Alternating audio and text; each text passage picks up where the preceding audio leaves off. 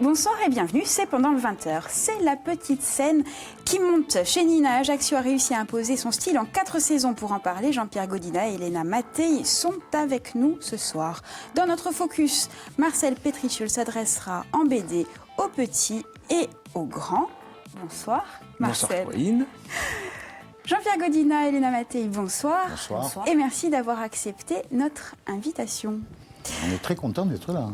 Très bien, mais écoutez, nous sommes absolument ravis de vous accueillir. Alors, théâtre, concert, cabaret, atelier pour petits et grands, chez Nina, c'est plusieurs scènes en une. Jean-Pierre Godina, est-ce que c'est parce que vous êtes vous-même un touche-à-tout que vous avez voulu, vous avez souhaité cette diversité pour chez Nina? Chez Nina, tout d'abord, c'est une des activités de l'association Filou dans Paris.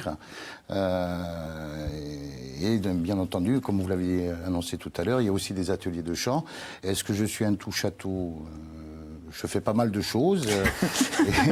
C'est le moins qu'on puisse dire. J'essaye de les faire partager. Donc effectivement, chez Nina, c'est la suite logique un petit peu de ce que nous faisons aussi dans le cadre des ateliers où nous essayons finalement de transmettre quelque chose, la pratique instrumentale, le chant, le piano, la guitare, le théâtre. Bon, il y a beaucoup de choses comme ça qui sont transmises dans le cadre des ateliers.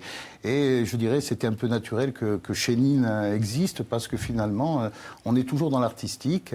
Et en même temps, nous avions un espace à occuper pendant un laps de temps où il n'y avait rien qui se passait. Et naturellement, en ayant appelé quelques amis, je leur ai dit voilà, on va faire du spectacle, est-ce que vous venez? Et puis ça s'est fait comme ça, quoi. Et vous le disiez, c'est un petit peu l'aboutissement de l'association Filou dans Paris. C'est effectivement un travail de diffusion. Je dirais que c'est plus le travail de diffusion de Filou dans Paris, puisque chez Nina est une activité à part entière de l'association. Vous êtes rappelé l'objet de l'association? L'association Filou dans Paris, c'est simplement développer le mode de transmission de notre patrimoine chanté, musical, développer aussi la pratique de la langue corse et rendre la culture accessible à toutes et à tous, hein, quelle que soit la classe sociale, l'origine ethnique. Et on est en plus dans un quartier qui, je dirais, l'implantation de Filou dans Paris dans ce quartier-là n'est pas aussi un hasard. On est dans un quartier dit difficile, mais alors que pour moi il ne l'est pas du tout, hein. Donc c'est tout à fait... on est parfaitement dans l'objet de l'association Filou dans Paris. Alors, on va reparler de la localité, du quartier, en tout cas. Mais avant ça, Elena Mattei, vous animez des ateliers pour enfants. Oui, j'anime les ateliers pour enfants. Donc j'anime 3 ateliers. 2 ateliers d'éveil musical, puisqu'on fonctionne par tranche, par une demi-heure, pour que les enfants aient toute leur concentration et qu'ils puissent participer activement à l'activité proposée. Donc lors de l'éveil musical, nous faisons de la reconnaissance d'instruments en écoutant bien évidemment des petits CD adaptés aux enfants. Je leur fais découvrir aussi des petits instruments, tambourin, tam-tam, maracas, pour qu'ils puissent se familiariser avec le son. Et ensuite, un petit travail sur le rythme. On commence déjà tout petit puisque justement, c'est là où ils sont le plus attentifs et ils peuvent le mieux développer ces compétences-là. À partir de quel âge? À partir de 3 ans. Nous avons donc la première demi-heure, c'est pour les tout petits, donc de la petite section à la moyenne section. Et la deuxième, de la moyenne section à la grande section de maternelle. Et bien évidemment, on fait aussi de l'apprentissage de petites comptines et tout ça en langue corse. Ensuite, le deuxième atelier, c'est un atelier donc pour les plus grands, du CP au CE2. Là, ils travaillent donc le rythme, plus poussé, on va dire, la justesse, travailler donc sur des textes aussi bien des créations que du traditionnel. Et tout ça se fait en monodie pour les préparer justement au travail que fera Jean-Pierre plus tard quand ils seront dans le groupe supérieur, pour les préparer à la polyphonie. Et il y a combien d'enfants par atelier? C'est assez variable. variable. On peut avoir 5-6 enfants par atelier, 8, 9, 10, ça dépend. Il y a des fois où il y en a qui s'ajoutent, tout ça. Donc, On essaye de pas trop, de toute manière, avoir d'enfants par atelier parce que justement, on ne peut pas trop bien s'en occuper. Donc on essaye de faire des ateliers où il y a 5-6 enfants pour qu'on puisse avoir beaucoup plus le temps de s'occuper d'eux. Et est-ce qu'il y a des ateliers qui attirent plus que d'autres ? Le chant est très prisé quand même. Au niveau des enfants, c'est vrai que le chant leur plaît énormément. La pratique aussi instrumentale leur plaît. On a pas mal d'adhérents au niveau des enfants, au niveau des instruments. Donc, puis au niveau aussi du chant adulte, qui est dirigé par Jean-Pierre, on a une forte demande. Alors justement, on parle de chant et de langue corse. La langue corse, la place de la langue corse, elle est centrale à Chénine, mais elle n'est pas exclusive. Dans le cadre de la programmation de Chénine, ce qui est exclusif pour nous, c'est les acteurs culturels corses. Voilà. D'ailleurs, la programmation cette année, je ne sais pas si on en parlera tout à l'heure, mais elle est à 100% acteurs culturels locaux. Pourquoi ? Parce que je pense que les acteurs ont besoin de lieux pas spécialement ou spécifiquement énormes, mais quand ils se préparent sur une nouvelle création, ils ont besoin d'un endroit un peu plus intimiste où ils peuvent voir en même temps la réaction du public. Et donc, nous, je dirais, puisqu'on parle de la langue, les ateliers, on a des ateliers de langue corse, bien entendu. Tout ce qui est chanté est en langue corse. Bon, bien entendu, on a aussi des ateliers de pratique instrumentale où là, effectivement, même si on est en immersion, puisque je pense notamment à Antoine Le Tramine qui donne des cours de tchétre, donc le cours est aussi en immersion. Et on a des ateliers de théâtre. On voit d'ailleurs là une vidéo de Livia. Je la vois pas. Mais comment ça se fait? Vous n'avez pas le retour, mais je peux vous dire qu'on voit à l'écran le spectacle de Livia. Alors Livia Strombone, qui justement donne des cours de théâtre, donne des cours de théâtre en langue française, parce qu'en même temps, nous ne sommes pas les seuls dans le quartier. Et nous avons notre amie Marianne Native qui fait déjà ce travail sur la langue corse. Donc il n'y a pas de raison. Je pense qu'on est dans une parfaite complémentarité et que justement, il y a des gens qui viennent chez nous au niveau du théâtre qui se passe en langue française et il y a des gens qui vont chez Marianne, qui est notre voisine et notre amie, au niveau des cours en langue corse. Donc sur ce chapitre-là, il n'y a pas de concurrence. Au contraire, je pense qu'il y a une complémentarité. Et de son côté, elle ne fait pas d'atelier de chant en langue corse et nous les faisons. Voilà. Marcel, peut-être une question. Non, pour revenir sur le quartier, une belle complémentarité justement dans le quartier. Pour revenir à la scène, ce que vous avez dit, c'est l'importance d'entre guillemets cette petite scène. Je voudrais rappeler qu'il y a quand même tous les grands groupes, quand ils font des stades immenses, les Rolling Stones adorent aller dans les petites salles justement pour sentir ce public et même pour arranger des petites choses qui ne vont pas dans leurs concerts. Et ça, c'est très très important, je trouve, en plus du fait qu'il n'y a pas beaucoup de salles de spectacle en Corse. Je pense qu'il y a des salles de spectacle en Corse, mais je pense que ce qui est important, c'est qu'il y ait une grande diversité aussi dans les salles de spectacle. Alors j'entends parler dans le quartier notamment pourquoi pas, de la réouverture du Calisté. Écoutez, moi je ne sais pas du tout où ça en est. Je pense qu'à un moment donné, en tant qu'acteur culturel, et je pense que Marianne Native aussi sera très intéressée, il faudrait peut-être qu'on vienne nous en parler, peut-être nous demander notre avis sur cette ouverture. Mais je pense qu'il y a une complémentarité, quoi qu'il en soit. Même ne serait-ce qu'en termes de jauge, les salles doivent être complémentaires. Elles peuvent l'être aussi en termes de programmation. Donc il y a beaucoup de choses à discuter et je pense que ça devrait se passer très tranquillement. Justement, quelle est l'identité, quel est le positionnement de Chénine par rapport aux autres salles, par rapport à l'offre existante ? Alors, par rapport à l'offre existante, en termes, ce que je vous disais tout à l'heure, en termes de programmation, nous essayons le plus possible, et cette année c'est à 100%, de diffuser des acteurs culturels locaux. Donc je pense que Marianne aussi de son côté fait un petit peu ce travail-là. L'Adia, qui n'est pas très loin, est un peu plus diversifié sur des artistes qui nous viennent d'ailleurs, ou des acteurs locaux aussi. Et après, vous avez la programmation de la ville d'Ajaccio. Donc, je parle de mon quartier, je vais pas... Donc on rappelle quand même le quartier, pour ceux qui nous regardent, c'est le quartier de Sainte-Lucie à Ajaccio. Voilà. Boulevard Malliot. Exactement, le numéro 15. Le numéro 15, voilà, c'est noté. Donc je pense que, oui, je pense que la carte culturelle, enfin, ce qu'il faut peut-être essayer d'arriver à faire, c'est de garder cette complémentarité-là. Complémentarité qui peut se faire aussi sur les dates où les artistes se produisent, pour pas qu'on soit tous, à un moment donné, en programmant le même soir, par exemple.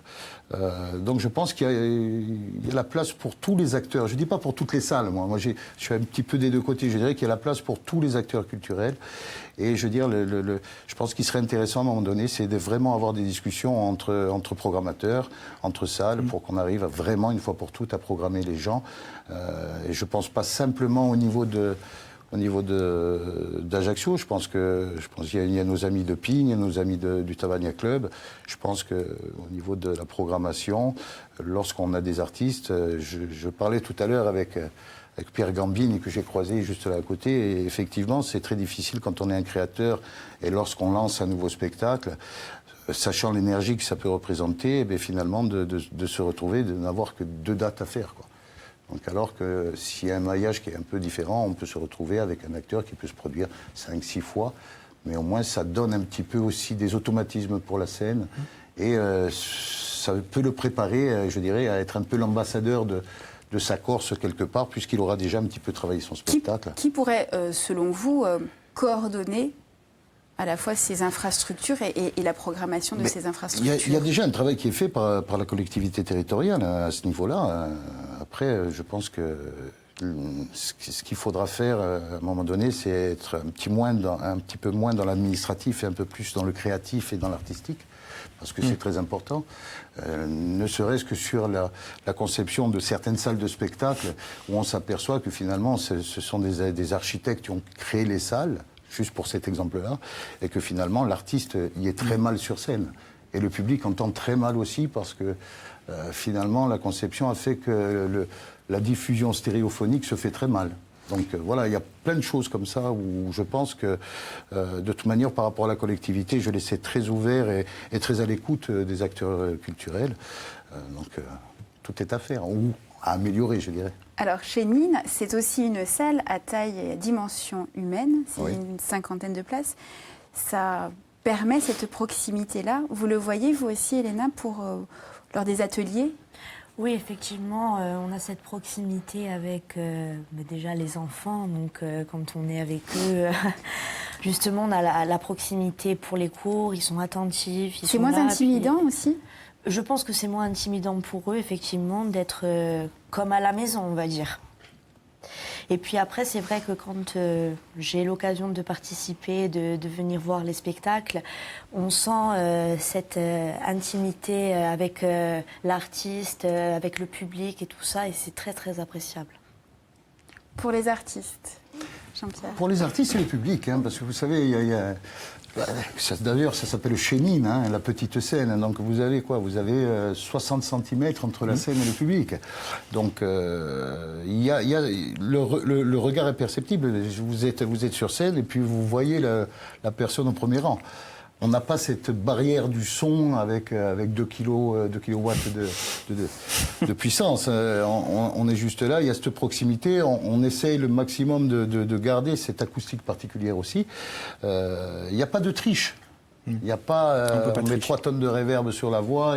C'est vraiment pratiquement dans l'acoustique. Et ça c'est quelque chose que j'ai voulu aussi, parce que très souvent, l'artiste, par rapport à ce qu'il veut diffuser, il y a un problème technique, même si le technicien peut être très bien, mais finalement ça ne représente pas, ça ne diffuse pas exactement la création de l'artiste, que parce que il y a des petits, je dirais, je sais pas, un accord à un moment donné qui va glisser le bruit de doigts qu'on va entendre.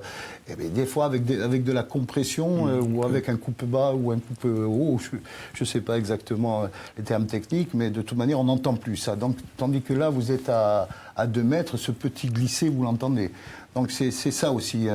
Même la fausse note, il faut l'entendre. Ça c'est très important d'entendre la fausse note, parce que la fausse note fait partie de la musique. Marcel, c'est à vous. Pas de fausses notes. On va essayer. On va essayer avec lui de Philippe Dian et Perrault. C'est aux éditions Futuropolis. Alors, je vous emmène au théâtre, tout simplement. Alors, l'action, ça se passe de nos jours dans un appartement très chic, au-dessus d'une ville, au bord de mer. Un homme, lui donc, revient de l'enterrement de sa mère et il se dispute avec sa femme, Élise, qui lui reproche d'avoir eu des regards un petit peu trop attentionnés, appuyés pour son ex-femme, Nicole, d'avoir toujours, quand il la regarde, ce petit sourire au coin des lèvres. Incroyable. Donc, voilà. Donc ça l'énerve beaucoup. Lui nie tout en bloc, évidemment, hein, parce qu'elle refuse que cette femme soit encore dans sa tête, cette femme qu'il a jetée comme un chien. Alors il lui propose un ultimatum, tout simplement, c'est elle ou moi. Elle claque la porte, elle sort, et l'ex-femme rentre, et elle va aussi soumettre ce pauvre homme au feu des reproches et à la douce humiliation. Mais il n'y a pas que ça. Quand son ex-femme n'est pas là, c'est la voisine qui vient le voir, une voisine assez courtement vêtue. Elle vient très souvent le voir et il y a de nombreuses similitudes avec son ex-femme, notamment celle d'avoir été violée par les amis de l'homme sans que celui-ci intervienne. C'est donc un huis clos assez angoissant et assez terrifiant que nous propose. Un huis clos sous tension. En fait, on s'aperçoit que ces trois femmes ne se croisent jamais. Il n'y avait pas de hashtag à l'époque. Il n'y a pas de hashtag. Non, non, non. On ne les voit absolument jamais ensemble. Et en fait, il parle à chaque fois à ces femmes différentes. Alors, il y a une vampe, il y a une Lolita, il y a une infirmière. Et c'est là où c'est toute la subtilité de la pièce. C'est qu'on ne sait plus si on est dans la réalité, dans le fantasme ou dans la folie. Est-ce qu'il parle vraiment à ces femmes? Est-ce qu'elles sont toujours là? Est-ce qu'elles ne sont pas mortes? Qui les a assassinées? C'est là, la pièce prend vraiment presque une forme de thriller. C'est toute la subtilité de l'écriture de Philippe Dian. Et pour transcrire tout ça, il a fallu vraiment un dessinateur très talentueux. Et c'est Philippe Perrault qui a fait ça. Vous allez voir que le trait est très réaliste. Il y a un jeu de cadrage, il n'y a pas de bordure dans les cases, c'est un choix. Il y a aussi le choix, c'est un choix très minimaliste dans le décor. Tout ça pour renforcer l'impression vraiment de la théâtralité. Et ce qui est aussi très judicieux, c'est le choix des couleurs. Il y a une bichromie différente à chaque fois qu'une des femmes intervient pour bien marquer la rupture entre les différentes scènes. Les dialogues sont la clé de voûte du récit. Naturellement, encore une fois, on est au théâtre, c'est la place principale. Il y a une virtuosité des dialogues fabuleuse, c'est bourré d'humour, c'est acéré, c'est parfois glacial, c'est incisif, cruel, c'est des dialogues vraiment pénétrants. Et c'est à travers ces dialogues qu'on voit que cet homme, il n'est pas très bien. Il est un petit peu dérangé dans sa tête, et ce sont les femmes qui font qu'il est un petit peu dérangé. Pour nous amener vraiment jusqu'au bord de la folie, c'est assez remarquablement dessiné, on a vraiment une immersion d'être dans le théâtre. C'est un tour de force. C'est pas évident d'adapter du théâtre en bande dessinée. Et Perrault le fait vraiment d'une façon magistrale. C'est une lecture plaisir et qui est particulièrement déstabilisante. Je vous laisse aller au bout du livre pour vraiment, vous allez être surpris. Lui. Et ce qui est très bien, c'est que ça pourrait être aussi, c'est pour ça que j'ai choisi, dans un petit théâtre, parce qu'il y a très peu de décors. À chaque fois, il y a maximum 2 personnes sur scène. Donc, si même des auteurs pourraient s'en inspirer, et pourquoi pas le traduire, je pense que ça pourrait être une très très bonne idée d'adaptation. Voilà. Ça peut se faire à Chénine. Hein. Voilà, c'est exactement ça. Le deuxième choix. On a parlé d'enfants, mais je vais continuer à parler d'enfants avec Raoul de Van Zeveren. C'est un auteur belge, c'est aux éditions Pastel. Alors Raoul, c'est un petit loup. Il est curieux, il est malin, il est impertinent, intrépide, gourmand et il n'arrête pas d'interroger ses parents. Il pose des questions sur tout et n'importe quoi. Les parents qui tentent à chaque fois de lui répondre sans perdre de patience. C'est pas souvent le cas. Alors, on sent que la lassitude et la perplexité est souvent là. Voilà, c'est une dizaine de petites courtes scénettes qui retracent tout simplement l'espièglerie de l'enfance face au questionnement du quotidien. C'est croqué avec beaucoup d'humour, de réalisme et des situations vécues ou que l'on connaît. Il n'y a pas de souci, on sent que l'auteur a eu des enfants. Et surtout, j'ai choisi ce petit livre parce que vous allez voir que le dessin est très clair. Il y a très peu de bulles. Il y a maximum 3 dessins par page. L'écriture est liée pour que les tout petits puissent lire. Et c'est surtout une très très belle initiation à la bande dessinée. Pour les enfants qui veulent passer du livre enfant à la bande dessinée, c'est un excellent ouvrage. Il y en a plusieurs, c'est une petite série. Et franchement, si on veut initier les enfants à la bande dessinée, Raoul, c'est ce qu'il faut. Voilà, vous allez rigoler avec vos enfants du début à la fin. Vous pourriez vous appuyer sur une BD pour travailler sur un atelier avec des enfants? C'est possible, effectivement. Par exemple, si on a une bande dessinée à ce support-là, pourquoi pas créer une petite chanson sur le thème, effectivement, du livre et du coup illustrer l'histoire par la chanson avec les enfants, oui. Bien sûr. D'ailleurs. Jean-Pierre, on vous écoute. D'ailleurs, on a un projet avec les ateliers de chant des enfants. C'est un projet qui s'appelle Chigampem, Canten ou Chigampem. Et donc, on va travailler avec. Là, on va partir un petit peu à l'envers. C'est quelqu'un qui va illustrer les textes qu'a écrit Rina Tougot. Et ça va être un projet d'un CD-livre avec des illustrations, justement, de textes qu'a écrit Rina. C'est destiné à des enfants et notamment aussi aux scolaires. Donc oui, effectivement, on peut faire tout ça. On peut même le faire dans l'autre sens. Il n'y a pas de problème. Justement, Jean-Pierre Godina, la programmation de Chénine, elle est diverse et variée. Oui. Est-ce qu'il y a malgré tout un fil conducteur qui lie les artistes entre eux ou pas, tout simplement? Ah oui, un fil conducteur, je vous l'ai dit, c'est déjà l'insularité. Hein. Oui. Et puis après, surtout pas de barrière des genres. Voilà. Pour moi, on parlait de langue corse. Pour moi, la langue corse, elle peut être chantée avec des genres musicaux complètement différents. Et donc, pas de barrière. C'est ça, je crois, aussi le fil conducteur. Et puis, c'est aussi les artistes que je connais, que j'ai côtoyés, des amis, des gens qui le sont moins parce que je ne les connais pas assez.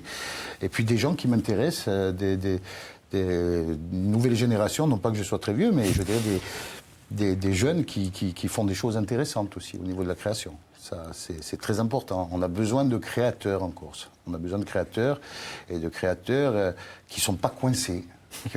Surtout pas, pour des créateurs, ce serait dommage. Qui n'ont pas peur de s'essayer à des genres musicaux qui sont différents et qui ne reproduisent pas simplement le stéréotype de ce qui se fait depuis 20 ans, 30 ans. On a besoin de la création, je pense que c'est ça aussi. Donc ce sont des fils conducteurs, effectivement, de ce dont j'ai besoin. Et j'espère que le public aussi a besoin de ça. Et les Corses ont besoin de ça. Donc d'avoir des créateurs, des gens qui sont d'ici, qui s'essayent à des genres différents. Mais en même temps, pas simplement sur la musique. On a aussi du théâtre, puisqu'on fait en fin d'année, au mois de mai, Teatro di Maggio. Donc là aussi, on aura Livia Stromboni, on aura Patricia Gadacek. De toute façon, toute la programmation, on peut la retrouver Facebook, sur votre page Facebook, sur les réseaux sociaux et votre site internet. En attendant, je vous propose de répondre à notre interview, je me voyais déjà. Jean-Pierre et Elena. Une scène mythique. Elena. L'Olympia. Je vais dire la même chose. Hein. T'as copié ou pas? Non, pas du tout. Un concert ou un spectacle inoubliable. Alors pour moi, c'est Muse. Muse au Stade de France. Bon, déjà, ils sont très bons. Hein, et puis bon, j'étais avec mon amoureuse, donc c'est un très bon souvenir. Voilà. Pour vous, Elena? Moi, j'ai pas eu vraiment l'occasion d'aller voir de gros concerts, mais moi, je dirais Jean-Pierre Godina à l'Espace Diamant. Très bien. C'est un peu loin hein, de Muse, hein, ça.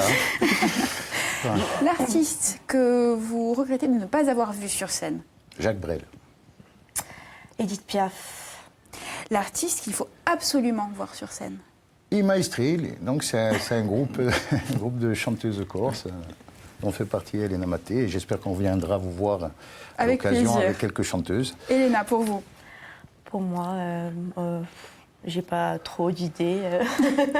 Je ne sais pas, j'ai pas d'idée qui me vient comme ça. Et pour conclure, l'artiste ou le groupe que vous adoreriez recevoir à Chénine? Alors moi, j'aimerais bien recevoir les frères Bernardini et les Mouvrini en acoustique totale, sans rien autour, juste une guitare et les deux voix. Voilà, ça oui, les Mouvrini, oui, franchement. Voilà. C'est dit, l'appel est lancé? Ben oui, s'ils entendent, Jean-François. Très bien. Jean-Pierre, quelques noms d'artistes de spectacles je vais mettre mes pour les prochaines semaines, voire mois. Alors, nous aurons dans le cours du mois de février Tony Fallon. Alors ça, c'est les apéros jazz. On essaye de recréer des ambiances un petit peu feutrées des cabarets de jazz. Donc Tony Fallon.